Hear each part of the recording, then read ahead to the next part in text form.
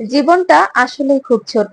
কখন যে সময় কেটে যায় বুঝতেই পারি না। তবুও ছোট ছোট মুহূর্তগুলো আমাদের জীবনের সবচেয়ে বড় সুখের কারণ হয়ে থাকে। সংসার, স্বামী, সন্তান আর নিজের মতো করে কিছু মুহূর্ত, এটাই তো মেয়েদের জীবন। তবুও হাসি মুখে সবকিছু সামলে নেয় মেয়েরা। জীবন কখনো প্ল্যান মতো চলে না, কিন্তু অগোছালো এই জীবনটাকেই সুন্দর করে গুছিয়ে চলতে পারলেই জীবন সুন্দর। আমার কাছে ভালোবাসা মানে প্রিয় মানুষগুলোর ছোট ছোট ইচ্ছেগুলোকে নিজের মতো করে পূরণ করার চেষ্টা করা। ওরা যখন যেটা খেতে চায় আমি চেষ্টা করি ভালোবাসা দিয়ে তা বানিয়ে দিতে। হয়তো সব সময় পারফেক্ট হয় না, কিন্তু ভালোবাসা আর আন্তরিকতায় আমি কোনো কমতি রাখি না। আজ পরিবারের সবার ইচ্ছে ছিল আমার হাতের হালিম রান্না খাবে, তাই আমিও দেরি না করে ইউটিউব দেখে নিজের মতো করে রান্না করে ফেললাম সেই সবার পছন্দের হালিম। আলহামদুলিল্লাহ, সবাই খেয়ে এত খুশি, এই হাসিগুলোই তো আমার সবচেয়ে বড় প্রাপ্তি। জীবনে সুখী থাকতে বেশি কিছু লাগে না, পরিবারের মানুষের ছোট ছোট খুশিগুলোই তো যথেষ্ট।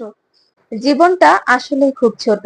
কখন যে সময় কেটে যায় বুঝতেই পারি না। তবুও ছোট ছোট মুহূর্তগুলো আমাদের জীবনের সবচেয়ে বড় সুখের কারণ হয়ে থাকে। সংসার, স্বামী, সন্তান আর নিজের মতো করে কিছু মুহূর্ত, এটাই তো মেয়েদের জীবন। তবুও হাসি মুখে সবকিছু সামলে নেয় মেয়েরা। জীবন কখনো প্ল্যান মতো চলে না, কিন্তু অগোছালো এই জীবনটাকেই সুন্দর করে গুছিয়ে চলতে পারলেই জীবন সুন্দর। আমার কাছে ভালোবাসা মানে প্রিয় মানুষগুলোর ছোট ছোট ইচ্ছেগুলোকে নিজের মতো করে পূরণ করার চেষ্টা করা। ওরা যখন যেটা খেতে চায় আমি চেষ্টা করি ভালোবাসা দিয়ে তা বানিয়ে দিতে। হয়তো সব সময় পারফেক্ট হয় না, কিন্তু ভালোবাসা আর আন্তরিকতায় আমি কোনো কমতি রাখি না। আজ পরিবারের সবার ইচ্ছে ছিল আমার হাতের হালিম রান্না খাবে, তাই আমিও দেরি না করে ইউটিউব দেখে নিজের মতো করে রান্না করে ফেললাম সেই সবার পছন্দের হালিম। আলহামদুলিল্লাহ, সবাই খেয়ে এত খুশি, এই হাসিগুলোই তো আমার সবচেয়ে বড় প্রাপ্তি। জীবনে সুখী থাকতে বেশি কিছু লাগে না, পরিবারের মানুষের ছোট ছোট খুশিগুলোই তো যথেষ্ট।